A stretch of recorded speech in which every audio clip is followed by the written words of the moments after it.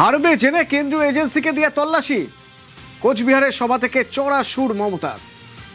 আজকে কালো টাকার হুন্ডি নিয়ে বাংলায় বসে আছেন আর তৃণমূল কংগ্রেস পার্টির অফিসে রেড করছেন, ক্যান্ডিডেটের বাড়িতে গিয়ে রেড করছেন, আমার প্লেন রেড করতে আসছেন, আমার সিকিউরিটিতে রেড করছেন। নির্লজ্জ বেহায়া একটা রাজনৈতিক দল সামনাসামনি লড়াই করতে পারে না, ভীতু কাপুরুষ। ওদের বিসর্জন দিন। সামনে ভোট, তার আগেই আয়কর হানায় নথি আটকে রয়েছে। ভোট খরচের নথি যা অফিসে রয়ে গেছে, সেরকমই তো অভিযোগ উঠছে। সুদীপ্ত আছে আমার সঙ্গে, একবার কথা বলবো। সুদীপ্ত, এই যে নথি, সেই নথি কি বাজেয়াপ্ত করা হয়েছে নাকি সেই নথি সেখানে আটকে রয়েছে, সেটা সেখান থেকে বের করা যাচ্ছে না এই আইটি হানার জন্য? কোন নথি এটা? এই নথি কোন জায়গা থেকে গুরুত্বপূর্ণ? দেখো অতনু, যে নথি সাধারণত এই নির্বাচনী প্রচার চলাকালীন যা যা খরচ একজন প্রার্থী করে থাকেন এবং সেই প্রার্থীর খরচ দেখাতে হয় নির্বাচন কমিশনকে, এবং এই এক্সপেন্ডিচার এজেন্ট সেই নথি কিন্তু নেয় এবং তারপরে নির্বাচন কমিশনের কাছে যায়।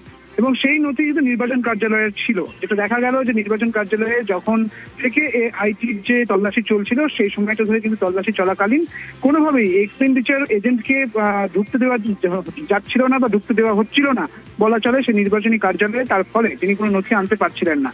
যে সময়টা ছিল তিনটে ডেট, একটা হচ্ছে 17 এপ্রিল, তারপরে 22 তারিখ এবং তারপরে 27 তারিখ। কিন্তু প্রথম ফেজের যে নথি তাকে জমা দিতে হবে তার সময়টা ছিল 2:30 থেকে 5টা পর্যন্ত। ঠিক 2:30 নাগাদ ওই এজেন্ট আসেন এবং তারপর দেখা যায় যে 4টে পর্যন্ত তাকে ওয়েট করতে হয়, যতক্ষণ না পর্যন্ত তল্লাশি না শেষ হয়।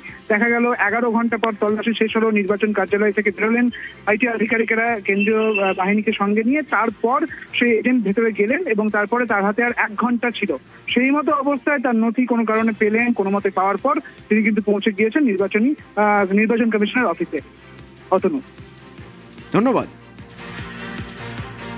আমাদের আজকে ইলেকশন এক্সপেন্ডিচার দেখানোর ফার্স্ট স্টেপ, কিন্তু ওনারা দেখুন 17 তারিখ আছে, 2:30টার সময় ওনারা কিন্তু আমাদেরকে আজকে ভেতরে যেতে দিচ্ছেন। এটাই আমাদের অভিযোগ কি আমাদেরকে ভেতরে যেতে দেওয়া হোক। আমি 40-50 মিনিট থেকে এখানে দাঁড়িয়ে আছি।